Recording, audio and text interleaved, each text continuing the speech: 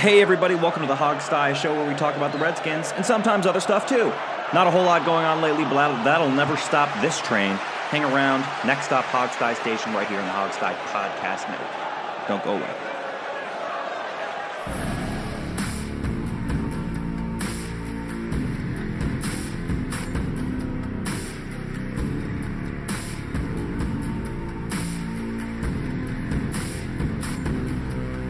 Welcome to the Hogstye with your crew, Adam Taraski, Alex Zeese, Sean Conti, and Steve Thomas. And now, here's your host, Sean Conti. And we're back. So happy to be with you on another beautiful Saturday. Sean here. How's everybody doing? How you doing, Steve? I'm good. You know, it's funny that, of course, the fact that there's nothing to talk about this week will not stop us from talking for an hour. About the Redskins. Of course not. No, it's good. I've been good. It's, fine day here. Excited to talk about football as always. Excited to see the Cavs losing in the NBA Finals. That makes me happy. Even though they won last night, I was unhappy about that. But anytime bad things happen to LeBron James, it pleases me. So. Yeah. Jamal, you got thoughts on that, man? How you doing? I got thoughts on that, but we can save that for another day. I feel like LeBron. Save it for off air. Yeah, I'm about to say. I feel like LeBron, man. I don't know. I don't understand the issues that people got with him currently. But that's like I said, that's for another day. But I'm doing all right. I feel like I'm still out the loop, honestly, because I've been gone these last 3 Saturdays. I just been my weekend's been so busy. I feel like I'm still catching up to everything that's going on in Redskins world. So I'm doing all right, but I'm ready to get. Well, man. I mean, it's not like you've had a bad couple weekends, though. I mean, I was gonna say. It feels like I didn't had the time of my life these last 21 days, really. Hey, somebody has to. Yeah. So I'm definitely enjoying myself. I got out of the country for 5 days, so I'm doing all right. That's always fun. It's always nice to get out, go on a little vacation. Yes. And you got a sweet new ride. I saw my car got totaled, by the way. Oh, did it? Oh, my goodness. No way. Yeah. Are you unhurt, Well, hopefully? not totaled, but it's in the shop for a while. Let's put it that way. My wife got hit driving, so... We talking months? We're talking, I haven't gotten a response on how long it's going to take. But I'll just say this. Wheels should not be horizontal unless you're in a DeLorean that travels through time. So, oh, shit, man. Hopefully your wife was I'm glad. That's all I'm about to say. Yeah. She's fine. Everyone's fine. No one got hurt. It was just, one car hit another car and a wheel went sideways. I'm glad everybody's Oh, man. Yeah. You might have to move out here to Boulder, man, where everybody bikes. I'll tell you guys one thing before we jump in here. The Grateful Dead are in Boulder today, which completely changes this town. You mean it goes from smelling just like a little bit of pot to just a smoke of cloud over top the entire city? An atmosphere. It's unbelievable. And how many of the Grateful Dead are even alive now to have a Grateful Dead concert? 3. My aunt and uncle are going when they come to New York. I know that because they're deadheads. I got a mini story about the Grateful Dead. Apparently, back in the 60s, when they would go to Albany, New York, they would park in my grandfather's parking lot of his store without asking, by the way. That's where they would park their tour bus for like 3-4 days. He hated them because all it was like groupies and drug dealers coming into his parking lot and trying to use his bathroom and never buying anything in his sporting goods store. So he hated the Dead for that. Yeah, I thought our generation was supposed to be the stoners. I've clearly learned that that's not true with the influx of people that are showing up to this concert. But I was in the laundromat. This guy comes up in a cabbie hat, a blazer, a wife beater, and a scarf. And he asks me where to get the weed in town. And no, you guys know I'm from D.C., so when people ask me for drugs, I'm used to saying, like, I don't know what you're talking about, but if you want to meet me in the alley in 5 minutes, I may or may not be able to sell you some crack. But here in beautiful Boulder, you're just able to say, dude, right next door to the laundromat's the weed store, man. Get in line and grab you some. So it's been a fun time. I wish it was that It's been a fun time. No, DC, yeah, I know. You got to grow it yourself. That's the law in DC right now. So, one day you guys will reach. You didn't? I did. I actually didn't know they'd loosened up on it that either. The one thing I knew was that it was legal up to, I want to say... You can't... So I don't even want to give the wrong number, but I know it's legal up to a certain amount. Right. And the law in D.C. is you can you can't sell it, but you can grow it yourself. That's what they made the law.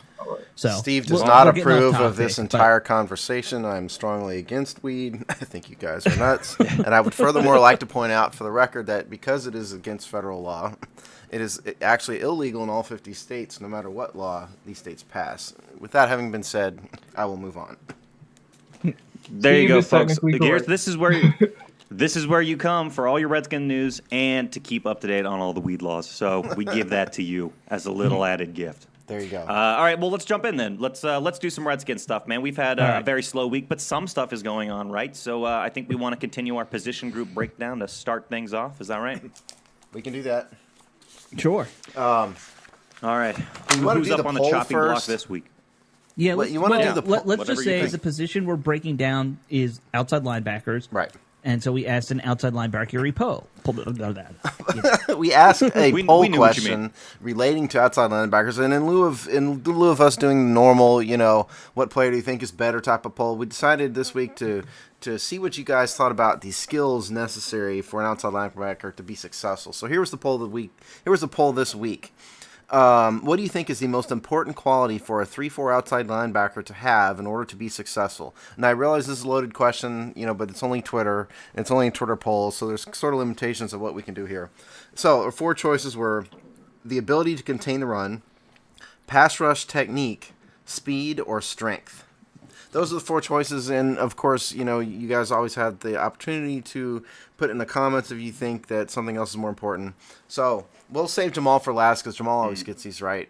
So, and Alex, you want to start us off this week? What do you think? I mean, this was kind of my idea for a poll, so I'll offer up my thoughts on it.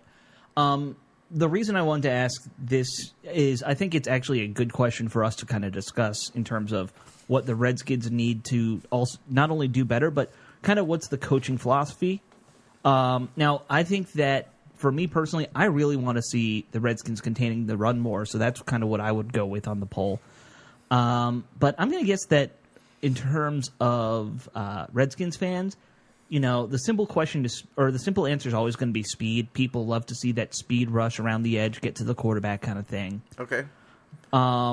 Which, I think that's kind of oversimplified when it comes to playing the position. Not that I've ever played outside linebacker. Were speed and strength the same part of the same answer, Steve? Different. No. There's the 4. Those were choices 3 and 4 on the poll. Yeah. Okay. Gotcha. So I'm going to say the fan said speed. Okay. Speed. Yeah. All right, Sean. Okay, so speed and strength were 3 and 4. Stop the run was 2. What was the first one? Ability to contain the run. Contain the run. Ability to contain the run, pass rush technique, speed, and strength. I'm going to say that most people said pass rush technique, and I'm going to say that speed is my answer. Okay. But I'm going to say most people said pass rush technique, I think. Mm-hmm. Okay. Jamal, what do you think?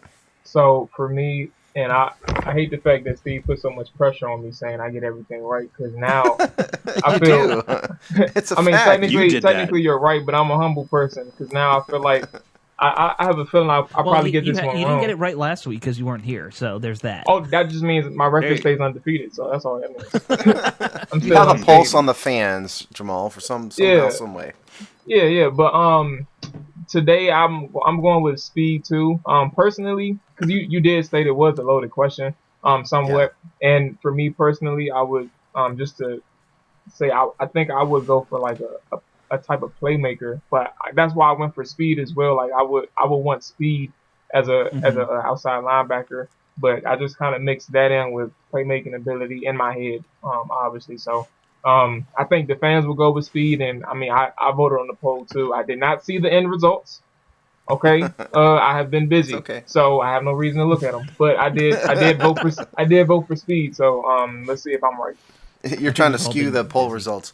Well, as it turns out, a miracle has happened, and I really mean a miracle because Sean Conti, our friend, has been right 2 weeks in a row, which has never happened in the history of this show. As long as we've been doing these polls, which is every offseason, you've never been right 2 weeks in a row, and you are this week. So I don't know if you're cheating. The streak that means pass rushing technique was what? Rushing by a vote of 48%. Pass rush technique. I knew it was number 1.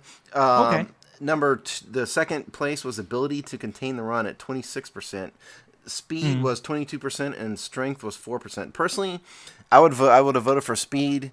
If I had voted, I did not vote in the poll, and the reason is defense into the 2017 NFL is a speed game, in my opinion. It's all about speed, and you can kind of roll into what Jamal was saying, playmaker. If you want to kind of roll it into that, sure. Fine. But particularly when you're talking about from the edge, it's the speed. It's you need speed on the edge more than anything else. And I think in a 3-4 setup, really and truly.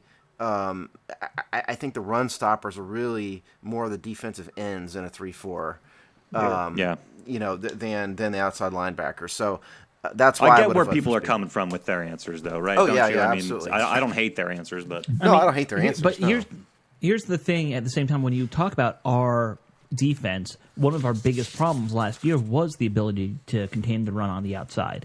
And as good as Kerrigan is, as good as Smith and Murphy were, they kind of got eaten up on runs going outside tackle. Well, we got eaten up in the often. middle, and we got eaten up all over. Yeah, we got eaten up everywhere. That's fair, but I think that plays into why that probably is getting as many votes as it is.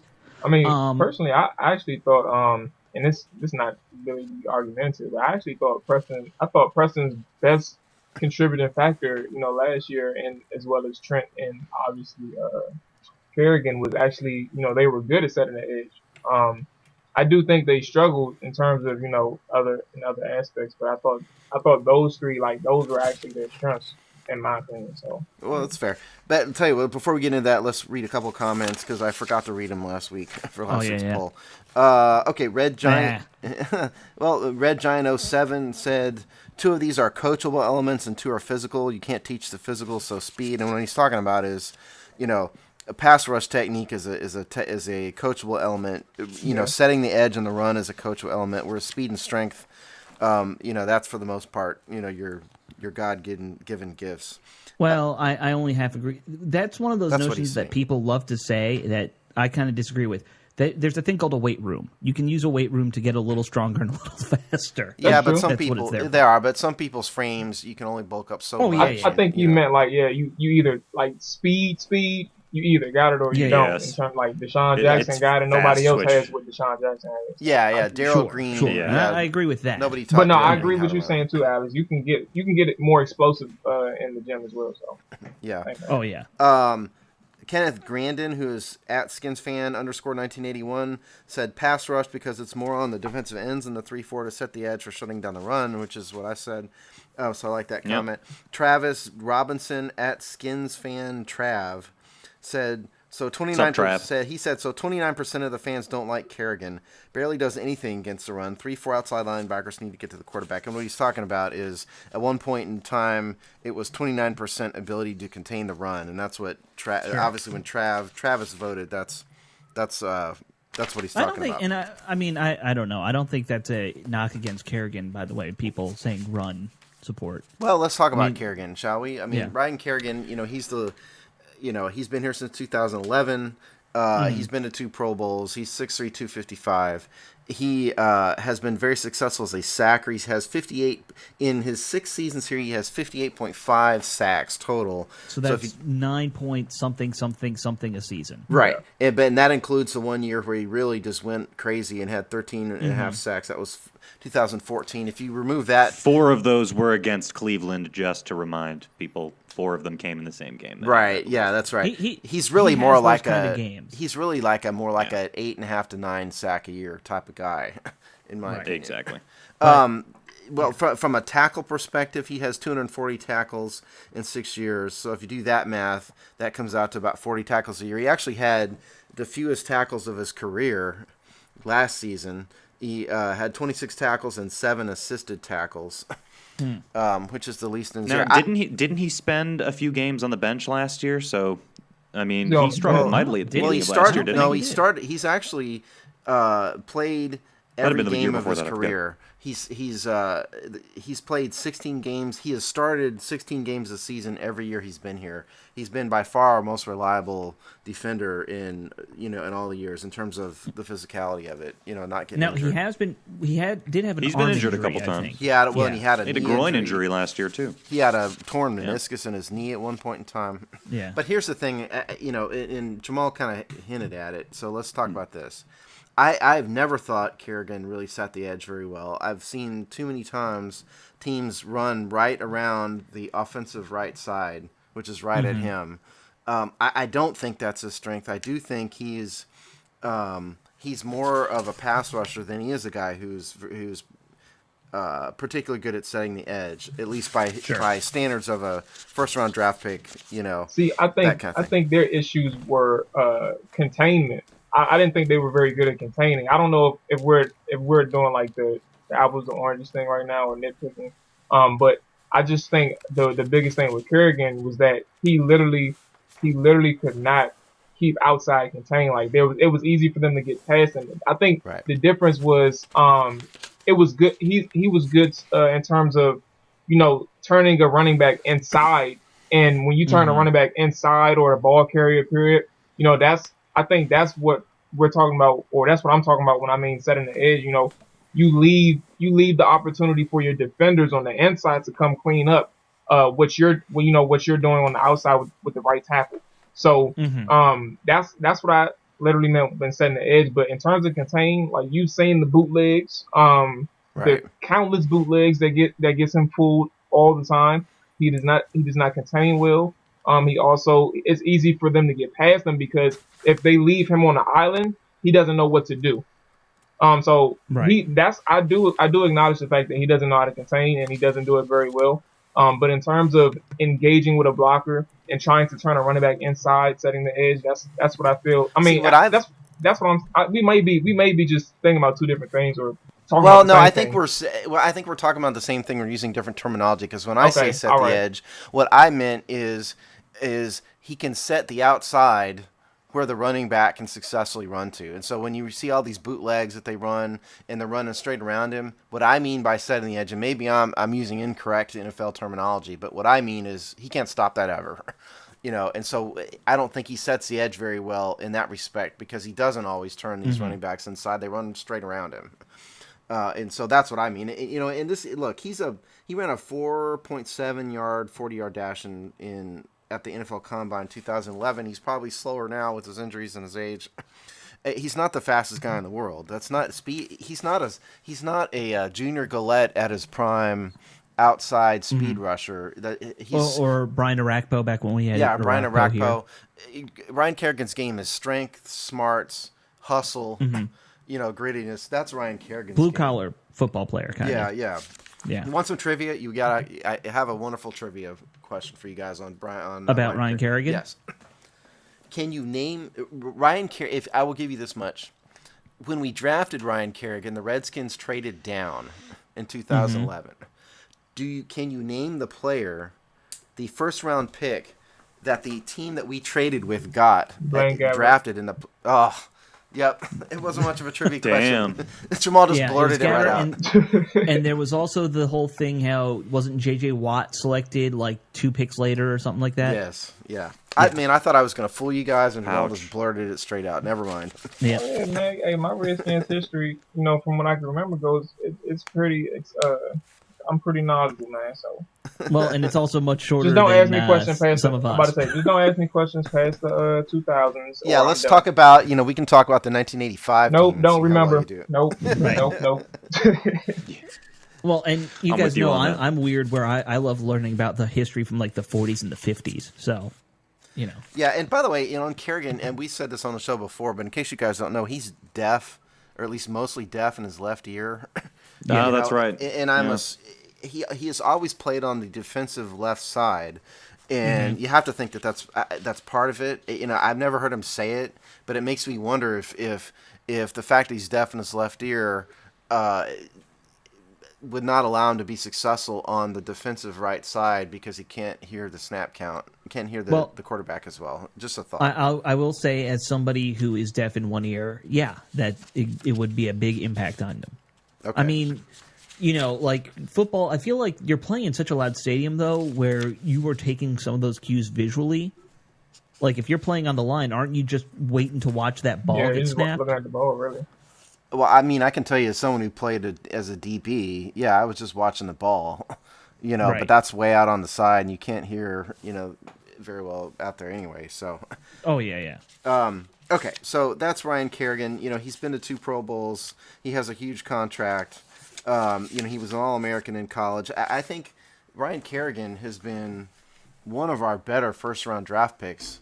Him and Trent Williams, that we've had in a long time. He's been everything we wanted. He lived up to his potential. He got the second contract. So I love Ryan Kerrigan. He has limitations. If you're going to grade him, in comparison to other edge rushers, I mean, he's probably like a B plus type of guy, because he's not. Yes, he's a Pro Bowl player, but he's not an elite feared pass rusher, edge rusher. I don't think. No. When people do the whole red chip, blue chip thing, which people love to do, he's still a red chip. I don't think anyone would say he's like one of the top 3 pass rushers in the league. No, I don't think so. Or, he's not going to make that NFL top 100 list ever. Right. I don't think he ever has. Kerrigan's made it like the past 3-4 years. Surprisingly, honestly. And he was like 74 or something like that this year, wasn't he? Something like that. Yeah, he wasn't on it this year, was he? He was here. He was on it. I don't remember which rank, but he was definitely. I'm gonna double check that. He was bottom. I thought it was. He was like between 100 and, he was between 90 and like 71, somewhere in between. Yeah. So. Point. I thought it was Cousins, Norman, and Trent Williams that made the list. Well, we'll figure it out before the end of the show. I'll look it up right now. Y'all go ahead. I'll look it up. Okay. Anyway, and so that's Ryan Kerrigan for you. I mean, we kind of know at this point what Ryan Kerrigan is.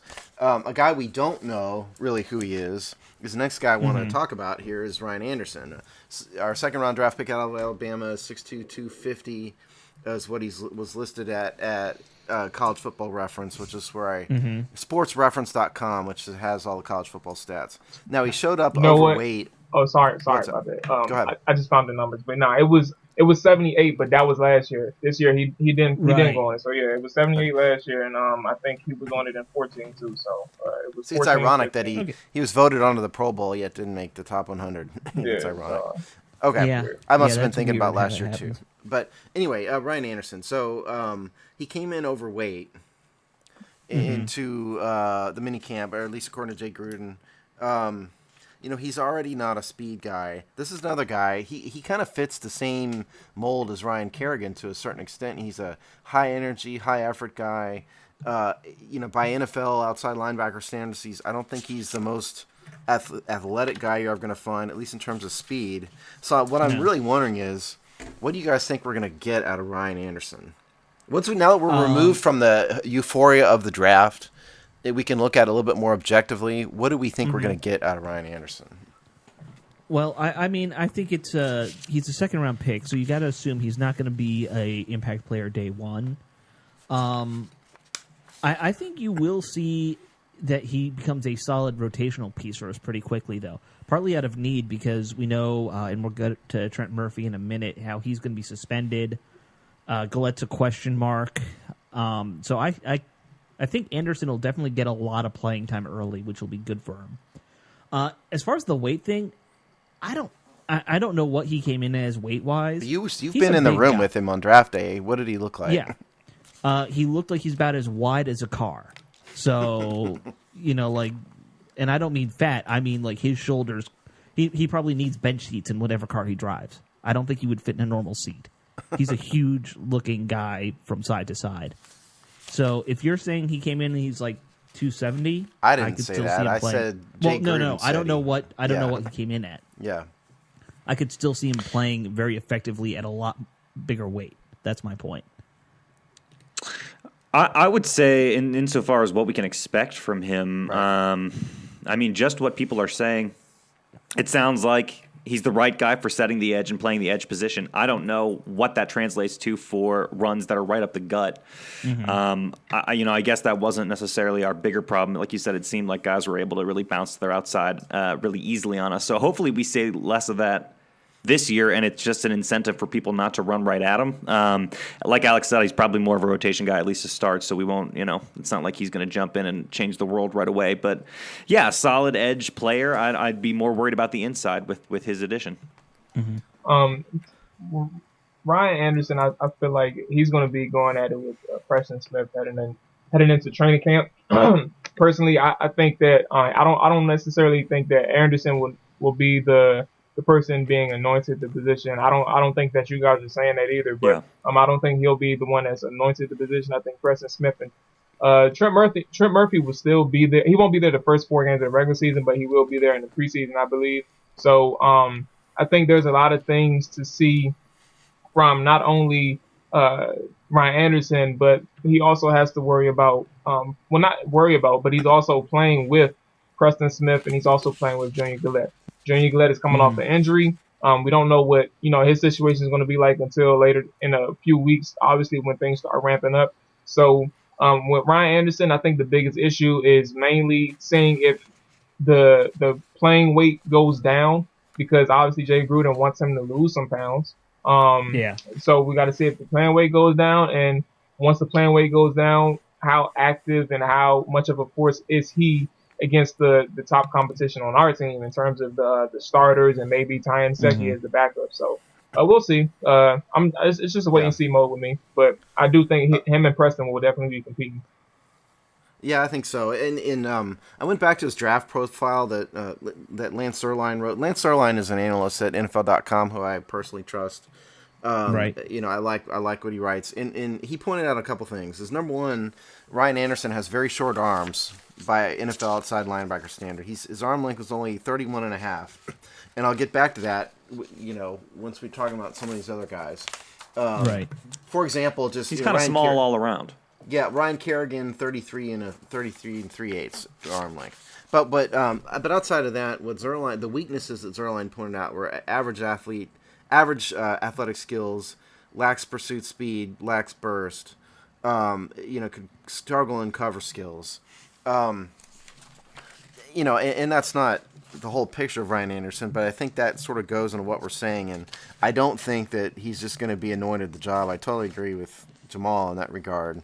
I don't think anybody thinks that, do they? No, I hope not. Some people figured, obviously Redskins fans are quick to give up on people, so a lot of people feel like Preston Smith is an afterthought at this point. So there are some who be like Ryan Anderson came in to replace certain people. But I would like to point out that for some reason Ryan never did any bench press. He didn't. He decided not to do it at the combine. He didn't do it at Alabama's pro day. It makes me sort of wonder why he didn't do a bench press. And would have come out to something that would have been more negative and hurt his draft stock.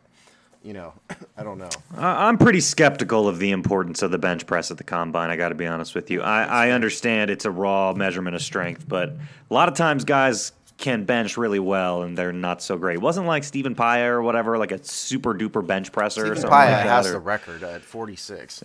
Right. There you go. I mean, you tell me. What does it mean? I mean, there's give and take. I mean, remember, Philip Daniels was also a monster on the bench press 2 years ago, and, you could see it in how he played. Philip Daniels is a competitive power lifter, as a matter of fact.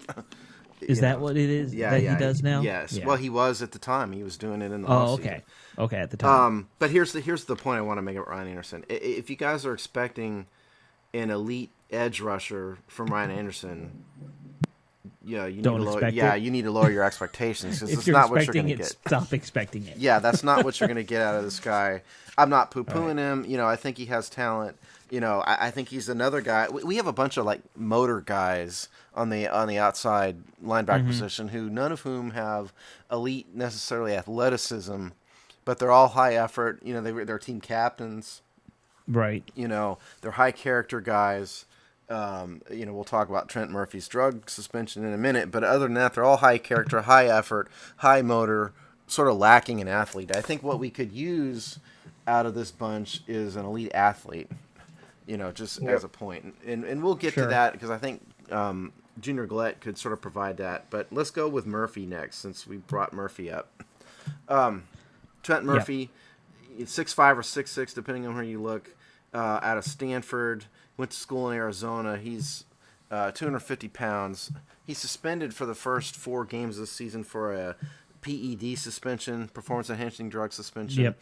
Now, this is a guy, if everybody remembers, I know you guys know, but for the benefit of the audience, the team asked him to bulk up to play inside in the 3-4.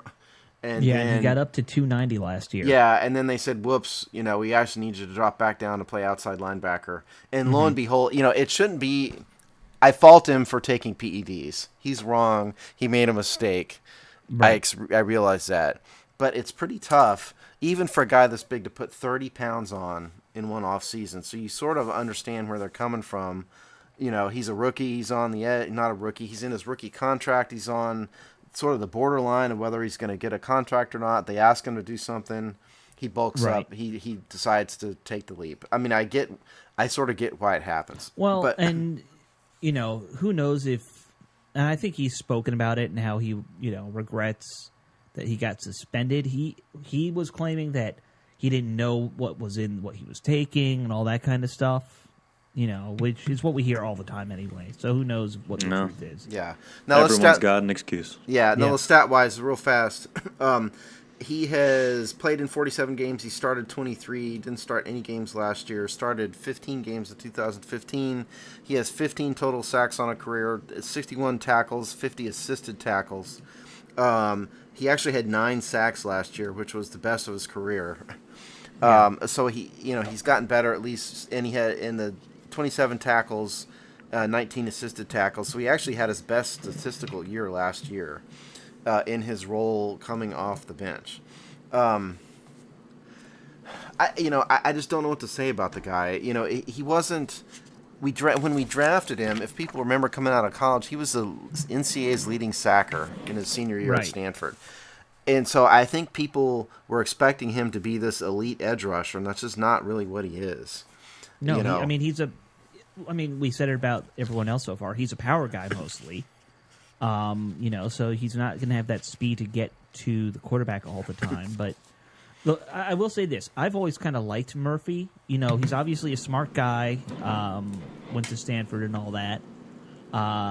Every description of him when he came out was also that he's very much your lunch pail, gritty kind of linebacker. The kind of stuff I love to see.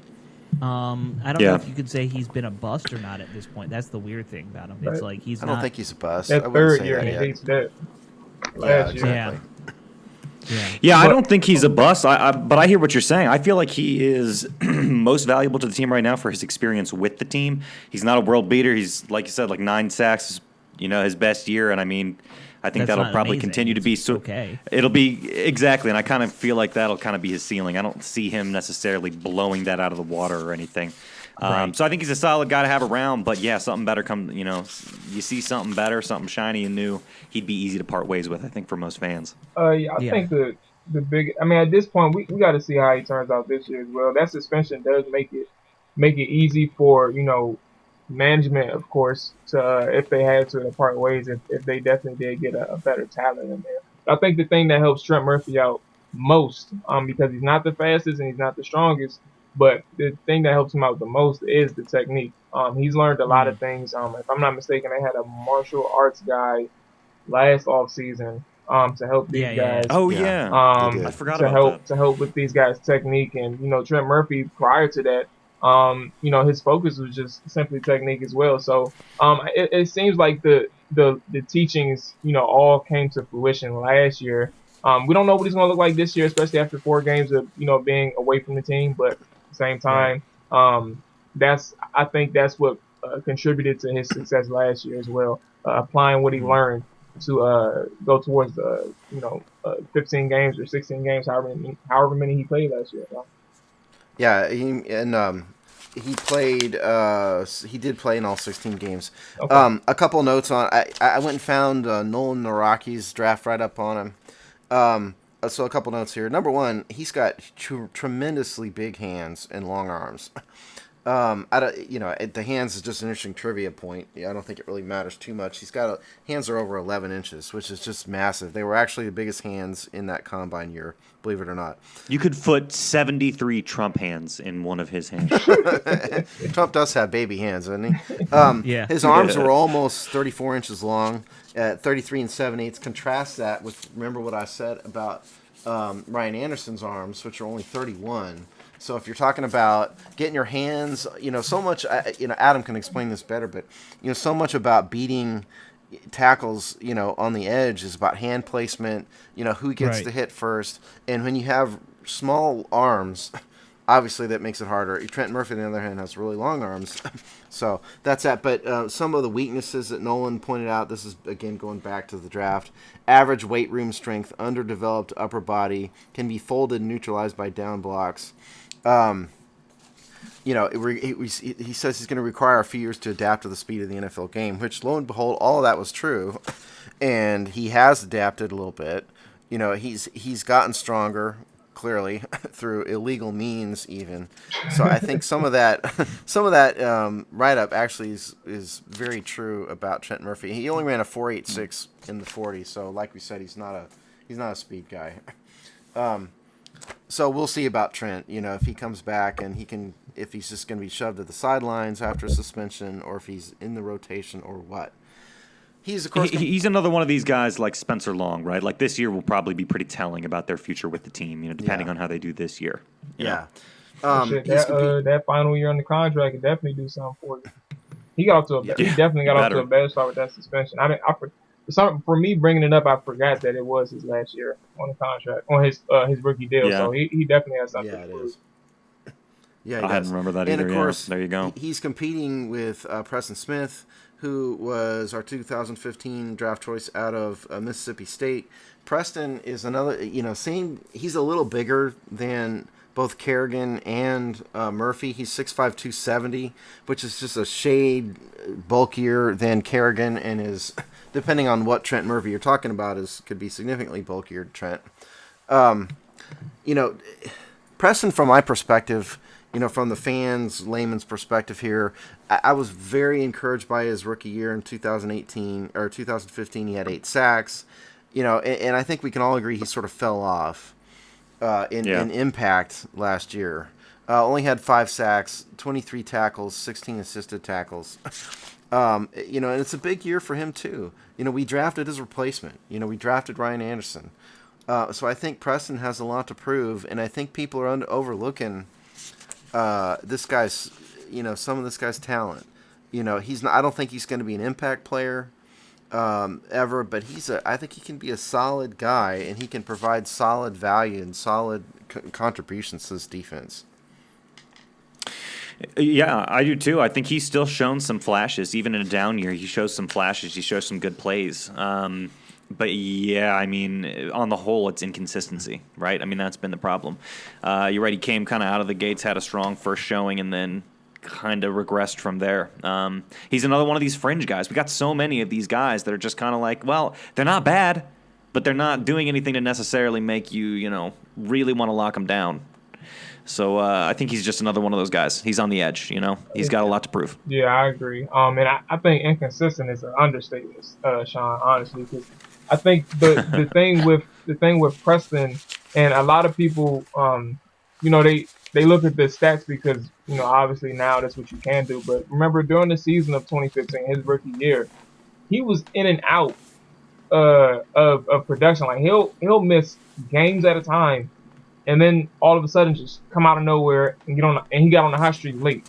He got his 8 sacks, later towards the season. And then 2016 comes around, and virtually the same thing happened, except for he never got on the hot streak. So he ends the season with, you said 5 sacks, Steve? 5 sacks last year, 8 sacks first year. Yeah, so he ends the season with 5 sacks. He had no hot streak this year. We seen how little of an impact he really made defensively, especially in the pass rush. Like I said earlier, I think one of his strengths is setting the edge. I think that's one of the things that he was good at last year. However, he needs to finish more when it comes to rushing the passer, and that's one thing that I felt like hindered him last year, and in his ability to develop was the fact that he couldn't carry on from the hot streak into this season. It's like the hot streak just ended in 2015 and never came back, or it never provided growth with him. So. Yeah, I mean, listen, he's another guy who's never gonna be elite pass rusher. That's not gonna be Preston Smith. No matter how consistent he gets, no matter how much he develops, he's not gonna be Julius Peppers. Coming off the edge, it's not his game. He doesn't have that kind of speed. He doesn't have that kind of burst. That's just never gonna be him. What is the ceiling? I don't know. Is the ceiling, a 2-down starter? Is he a run? Can he develop into an edge-setting run stopper and let Junior Galette come in on passing downs? I mean, maybe that's his feature. See, I don't know. Yeah. I think he still has a little bit more upside than that. You make it sound like he's done growing. I think he could still develop a little bit more. Maybe not quite be a Pro Bowler, but I think he could get into that just under double-digit category regularly again. 8-9 sacks a year. Yeah, I don't know. I feel like that's kind of the ceiling for him and Trent. I think for both of them, this is the year to really show what you got. What you got and what you're going to make the future with this team. But I don't know. I'm kind of feeling like Steve. I don't want to be cynical about it, but I don't know. 2 downs, yeah, and maybe 8-9 sacks a year is probably it feels at this point like it's kind of the best you're going to get. But hey, let's be proven wrong next year. Let's do it. Well, yeah. I'd just like to point out the last 3 guys we've talked about. They're all rookie contract guys who all kind of are that guy, which is interesting. Yep. We've definitely got a type of outside linebacker they love to draft in the 2nd or 3rd round or wherever. Yeah, they're all kind of the same mold. That's what I pointed out at the beginning. They're all 3 of these guys that we talked about, Murphy, Smith, and Kerrigan, all kind of fit the same mold. So we do need somebody who is a little different. That guy might be the next guy on our list, Junior Galette. Junior Galette, of course, played 5 years, in New Orleans, 6'2", 257. He didn't start until 2013, but once he did, he had 22 sacks in 2 years. He is known as, or at least was before he tore both his Achilles, he was that elite speed guy coming off the edge. And if everybody recalls, when Robbie was still with us, Robbie said when he went to training camp that Junior Galette was the only guy who could beat Trent Williams in drills during training camp. And that was when he was healthy, And so the real question with Junior Galette is 2-part from my perspective. 1, is he going to get his burst back? And 2, if he does, is his future with us potentially a passing down edge rushing specialist? Yeah, see, I don't even want to talk about Galette. I feel like we have had this conversation now 2 years in a row, prior to this. And he's just so freaking far removed that, the questions you're asking are obviously get right to the heart of it. Does he have his burst anymore? Who knows? And that's going to totally determine, what happens. Well, I'm just like, I'm with Galette. Just show me. I don't even want to think about it until you show me, man. Here's the thing. We've heard from mixed things from the reporters at training camp, or OTA is not training camp yet. Some days you hear, his burst is looking pretty good. Some days, Mike Jones or whoever are saying, he's done. Like he can't run. He's not as fast anymore. He's not the old Junior Galette. Right. I said it last week. It's really early for that to conclude. I've never torn an Achilles, but I don't know what he's going through. Yeah, obviously it sucks. It's ended a lot of careers. I don't know. I hope he had so much potential when he got here. And a lot of fans were so excited about him. He has had he has had off the field concerns, for the record. Sure. And I know Junior at least follows us on Twitter, and I don't know if he listens to the show or not. But but despite that, we have to go over it. He was at Temple. He left Temple under sort of a cloudy sort of circumstances. Alex may be able to elaborate on that. No, they were pretty hush-hush what happened, but okay. I remember when he was there, it was right around when Al Golden came in. Al Golden got rid of a lot of guys who were troublemakers, supposedly. Okay. Nothing ever specific. It was just he cleaned house his first year. Yeah. Now, in since he has been in the NFL, There have been three separate incidents with Gillette. One of them was a domestic violence charge that was dropped both criminally and civilly. So you got to give him the benefit of the doubt on that. Right. Because look, particularly if civil charges are dropped, that means from the standard of proof perspective, he can't even beat the civil standard, or the accuser couldn't even beat the civil standard. So you got to give him the benefit of the doubt. The second one was a little bit more well known. There was video of him. Allegedly him beating somebody on a beach with a belt, and he always claimed that wasn't him. And I watched that video many times when we signed him, and I honestly couldn't tell it was him either. No charges, either criminally or civilly, were ever filed on that either. Mm-hmm. He did get disciplined by the NFL for that, if I recall. It was his twin, senior. The video really and truly, it's inconclusive in my judgment. It's not good video. That's the problem. No, it's not. But I really couldn't tell it was him. I really couldn't. Yeah. Every important video is filmed on a shitty camera. This is a law of the universe. Mm-hmm. I just, as someone who looks at evidence a lot, I didn't think it was very good evidence. And the third thing that happened just a couple months ago. He was arrested in Biloxi, Mississippi for suspicion of disorderly conduct and failure to comply with police officers. This was at spring break. Biloxi, Mississippi is a big spring break area. This was a super minor thing. We're talking about a misdemeanor charge at most. It was in the world of criminal conduct was not a good thing or not a big deal, but it's still not a good look when you've had all these issues. So yeah. To be fair to the evaluation of Junior, those are his problems. That having been said, the guy, he feels such a need for us that everybody's super excited about him, including me. So there's Gillette. Yeah, I don't think anyone would disagree with that. That if he can play, it's great. If he can play at a high level. Right. But I'll be honest. It's just so hypothetical at this point. It is hypothetical. I look at our linebacking roster. We are so... All right, yeah, there's no A-list talent. That's a whole lot of B guys. For any team, there's a whole lot of B-plus talent on this linebacker roster right now. It's really interesting to think we could... If they're all healthy, that's potentially 5 guys who could be rotating in and out all game long. Yeah, which would be a great rotation, honestly. I do think it's phenomenal. Yeah, definitely.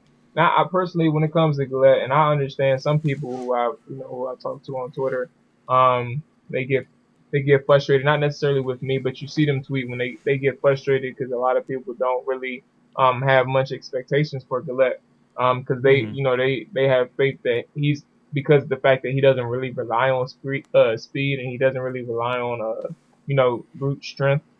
Anything like that, that they know that he wins with a motor and he wins with get off and timing and anticipation.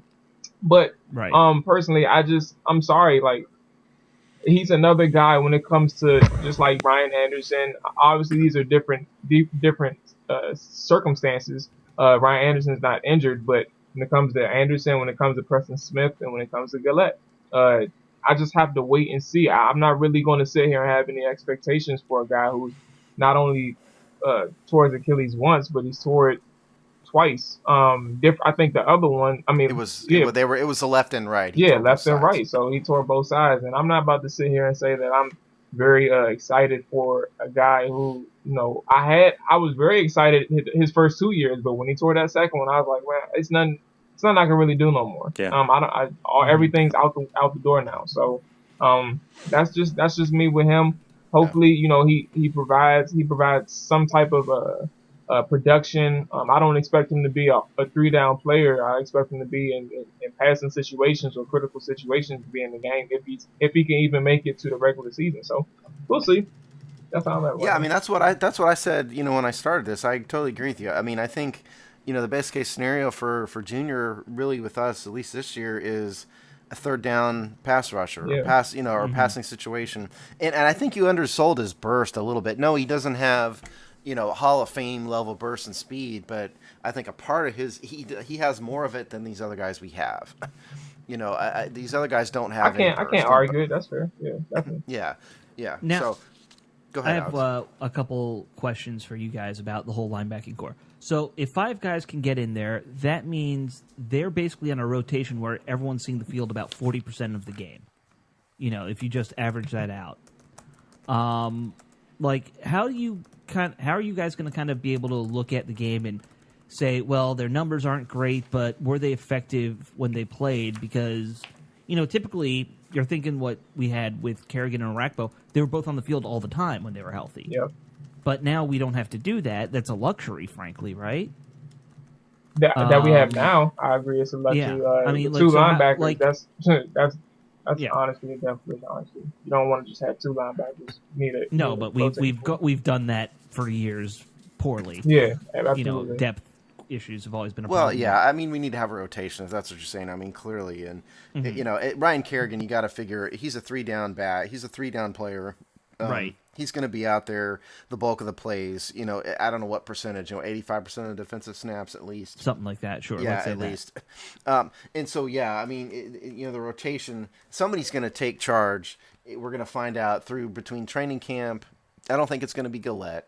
It's going to be one of Anderson, Smith, and Murphy is going to be sort of the primary guy, and the other 2 are going to be rotation guys. On that blindside guy. Yeah, let's real quick go over the last 2 guys because there's much else to say about these 2.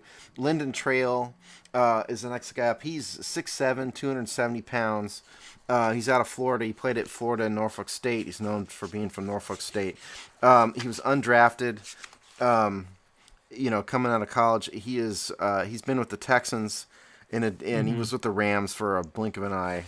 He's been on our practice squad, and then he was also activated for 2 games. So Lyndon Trail size, is. I would just like to see him play end. He's what do you say, 270 something? Well, yeah, that's what Pro Football Reference has him listed at. Okay. What I had him listed at was, let me see here real fast. While I'm looking it up though, I mean he's a guy who's needs to develop. Sure. I had him at 6'7", 270 also. He needed a lot of help with technique and a lot of other things. So I think the coaching staff likes him. He's got that going for him. He seems to have found a home here, after moving around a little bit. So, could he be a serviceable backup someday? Maybe. I have no idea. I mean, you're right. Not everybody speaks. I'm about to say, yeah, you're right. Maybe a serviceable backup. Damn it, I couldn't say it. Backup one day. When it comes to Linda, I really, you see him. I got most of my information with him on Hard Knocks, because he was on Hard Knocks when he was with the Texans. So, the most I know about Lyndon, honestly, is just he did struggle. He struggled to use his size as his advantage. He really didn't. That's the one thing he couldn't really do. He couldn't do it consistently. That's the one thing. I think when it comes to Lyndon, maybe I really don't see him getting in the rotation with the guys that we have in front of him. But maybe he does make a name for himself here, and somebody decides to sign him. If we feel like we have no longer use for him, he may get a recommendation and get signed somewhere else. So. I forgot about the Hard Knocks. He was one of the featured guys in Hard Knocks that season. Yeah, yeah, and you're right. I mean, I think Lyndon's problem is he's got this tremendous size. You talk about Julius Peppers. He is the size of Julius Peppers. He needs to learn how to use it to his advantage. I have hope for him. I'm rooting for him. We'll see. Like I said, 6'7", 270 something. That seems like he shouldn't be a linebacker. To me, that's a little. Well, too he's big. really. I mean, it's you could see him also as a 4-3 defensive end. Right. Yeah. It's really not 4-3 linebacker or 3-4 linebacker size. No. The last guy, Zach Vigil, real fast. He's a little undersized, 6'2", 240. He's been around for a while. He was with Miami in 2015. In 2016, we got him off the waiver wire. He's yet another guy who. Limited athletically, very productive, high motor, worker B type. This is another Lance Zierlein write-up I got, about him. Gotcha.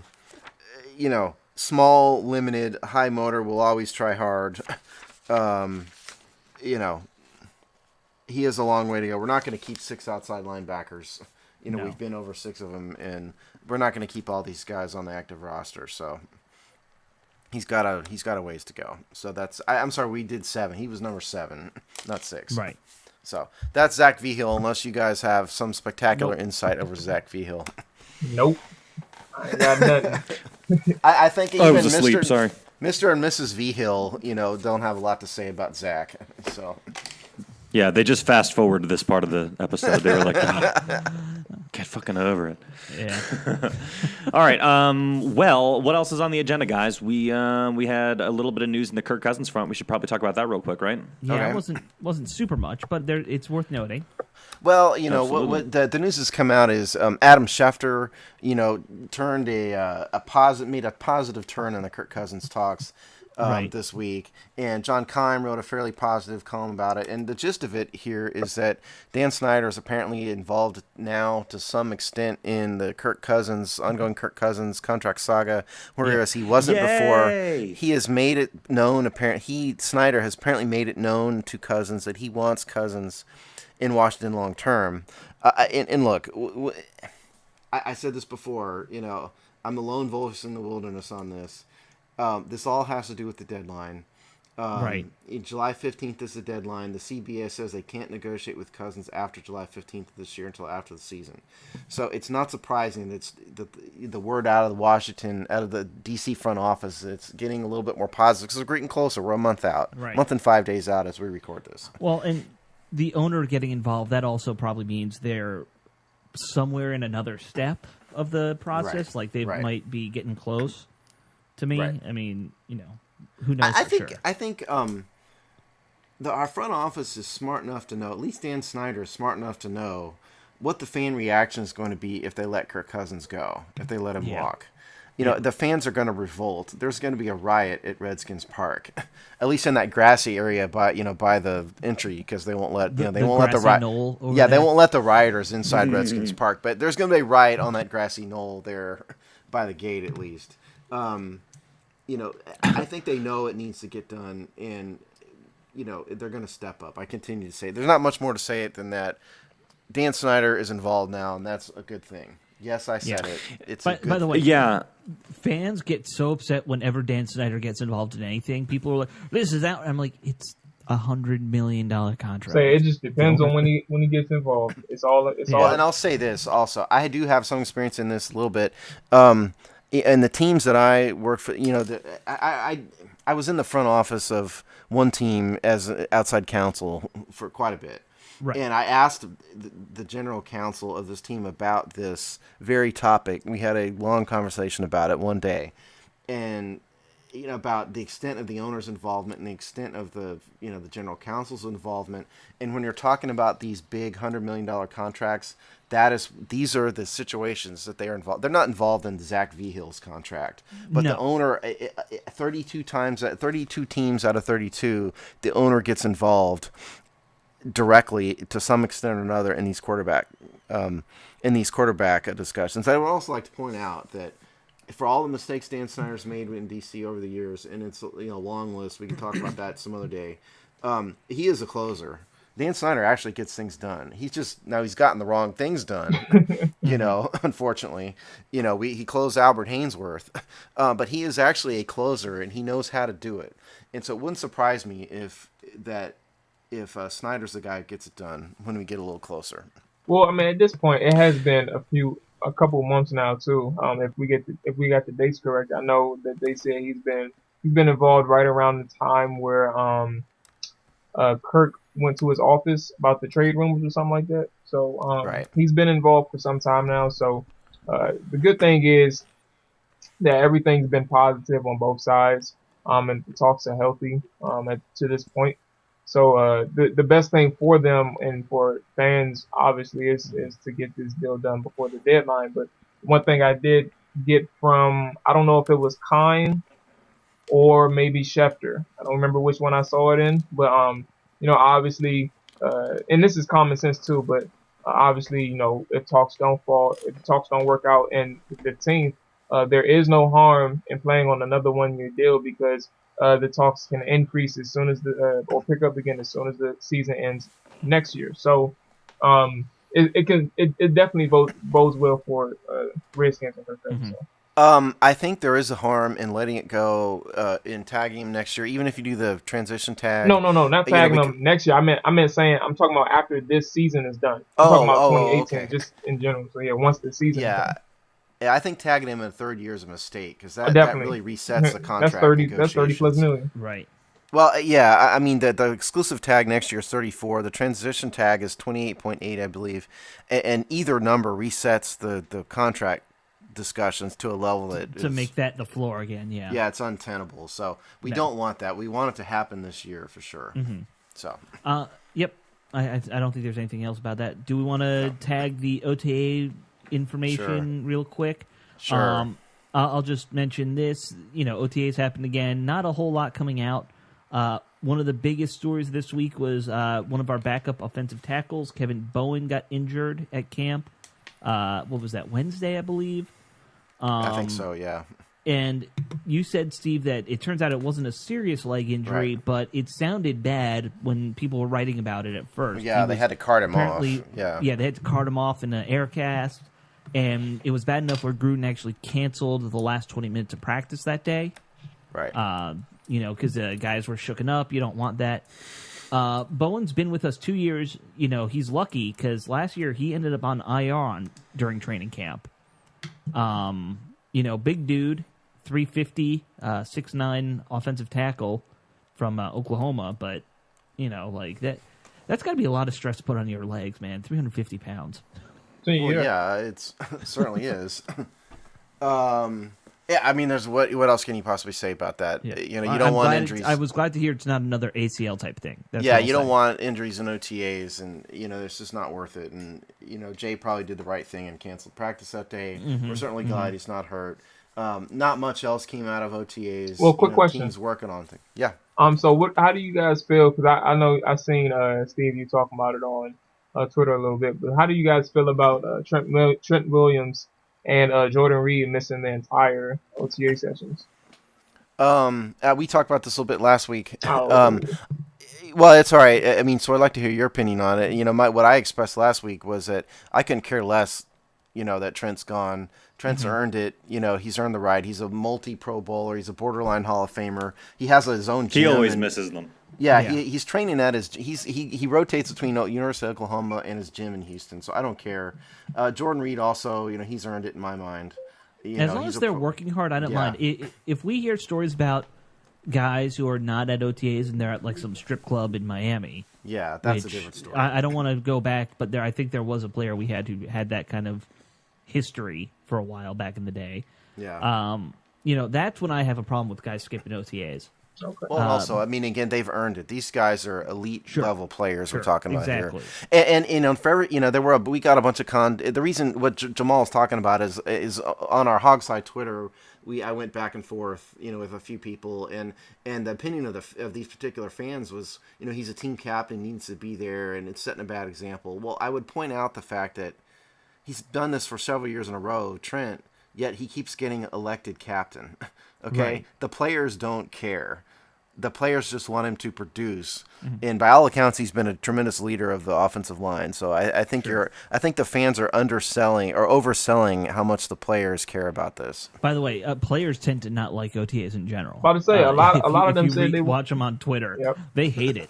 Yep, absolutely. I was going to say a lot of them say that the only reason why most of them show up is because if they didn't show up, they wouldn't have a job. Like a lot of them they're not on the same level as Trent Williams and Jordan Reed. They can't just not show up. Some of them have to show up. Some of them have to, especially the rookies, like they have to get accustomed to the playbook. They have to get accustomed to, how to, you don't really learn everything early on, but at the same time, if you're young or you're new to the team, your best bet is to make sure you pick up everything as early as possible and study. So, if you're not Trent Williams and Jordan Reed, then, somebody to that caliber, then you need to show up. So I'm assuming, Jamal, that it doesn't sound like you're bothered too much by their absence either. No, I'm not really bothered by it. One of the local radio guys, he made a good argument. I listened to it, and he made a good argument as to why Trent Williams definitely needs to be there as a captain. Because obviously it's not fair to really compare anything to New England. But Tom Brady, he shows up to everything. He sets the example as a captain. Then he also mentioned how everybody in NFC East, excluding Norman, Odell Beckham. Odell Beckham. Everybody in the NFC East that were captains, everybody showed up to their OTAs and stuff like that. So Trent Williams and Jordan Reed was really the only two stars in the division that really didn't show up to anything outside of Odell Beckham. So he made a good argument, but it's still not big of a news because he does this every single year. I can understand the argument, but yeah, it's not the end of the world. Right. So now the Matt Jones thing, we talked about that. That's a different story. If you're not showing up because you're pouty, then I don't care. I don't care about you anymore. All right. So last I'm over thing, that, dude. We're to wrap up the show. I see on the list we made a DB roster move. Right? Oh yeah. So this is breaking news here. Big deal. Hold on to your pants, everyone. We cut Shaq. Pants. Oh God. Well, that's good. At least you're wearing shorts. We cut Shaq Randolph, the safety, and we signed 90% of people did not even know he was on this team, Steve. Well, if they followed if they looked at our salary cap chart on our website and our roster chart on our website, they would know that we had Shaq Randolph. We signed a gentleman named Lou Young, who's been around for a couple years, floating around practice squads. Mm-hmm. So we'll see. Bottom of the roster move doesn't have any effect whatsoever on the salary cap at all. The only thing I like about Lou Young, he was born in D.C. and he and I share a birthday. So there you go. That's about it. Yep. There you go. That was our roster move. It's enough for me. Yeah. All right, cool. Well, anybody got any exciting things going on in their lives outside of the world of the Redskins? I think we've covered everything we can on this very slow week, but we're about 2 months out from actual gameplay, so just hang in there. What else is going on that's interesting in your lives? Anything? Well, we got to go. Let's hit the NBA Finals real fast. Okay. There you go. Yeah, as we record this, it is Saturday, and we just had Game 4 of the NBA Finals. Cleveland just... had a healthy win over the Warriors. Does anybody here think that Cleveland can actually come back and win? Hell, I mean, a 4-game sweep? No. Yeah, about to say, I'm actually really disappointed that the Warriors didn't get a perfect, I was rooting for it too. I ain't gonna lie to you. Yeah. I wanted to see that 12-0 or whatever it was, 16-0. 16-0. Like I said at the beginning, anytime anything bad happens to LeBron James, I'm all for it. He is easily one of my top 5 most hated athletes of my life. But why do you say that? I just don't like the guy. I don't like his attitude. He's a great basketball player. Nobody deny that. One of the best of his generation. So these are all on the court issues, right? I just don't like him personally. I think he's incredibly arrogant. He's one of the biggest narcissists I've ever seen. I don't like LeBron James. And so if he loses, I'm not talking about, I don't want bad things to happen in his life, but if he loses, I'm all for it. That's all. I got to just say about LeBron, I just sent you guys a little link if you want to click it and open it. It's kind of cool. So this is a little like scatter plot, I guess you call it, scatter chart. I forget what the word is, with all the Cavaliers and their playoff stats. Look at LeBron up here. It's everybody right in the middle of the X and Y axes, and then LeBron way out there in the top right. I get he's a total prima donna, but the dude's a legend. If anyone could come back from something like this, I wouldn't put it past him just because he's a miracle maker. But yeah, I kind of highly. They gotta holler at me if they win in Golden State. If they win in Golden State, then I might my eyebrows might get raised. Okay? It's my hatred of LeBron James is so high that I can't even watch the games when they're winning. But see, I hate him so much. I just don't dislike him that much. And that's the thing. Like I don't necessarily. It's not necessarily with you, but I just don't understand. And this is with like for Wizards fans too when it comes to Kevin Durant. Like I really just don't understand how somebody can really hate a player like Kevin Durant. I don't respect the decision that he made to go to Golden State. And this has nothing to do with him not even giving us the visit in terms of coming to the Wizards. That's not. I was going to ask about. Yeah, that. I don't have a problem with him not doing that. If his mind was made up, he knows he's either going to Golden State or staying at OKC. But at the same, I think he visited Boston as well. But yeah, I don't have a problem with that. When it comes to LeBron, it's like this is the same thing. I mentioned it on Twitter. Wizards fans, and I'm not really just keeping it on the Wizards, but Wizards fans really had a tough situation because they either had to root against LeBron or root against KD, and Wizards fans went through hell early LeBron years because he used to knock us out the playoffs all the time. Oh yeah, those first, what was it, 4 seasons? Yeah, with something Cleveland? like that against with Agent Zero and Jameson and Ron Butler and all them boys. So it's like I understand your hatred with them on the field, but there is some people. I mean, on the court, but there is some people who just can't stand them. So that's why I say I don't understand it. Maybe because it's me. Like I don't have problems with people like that. But I do understand. I do get why people, and I hear the same thing why people are upset with them. But it's like I just let it go at some point. So.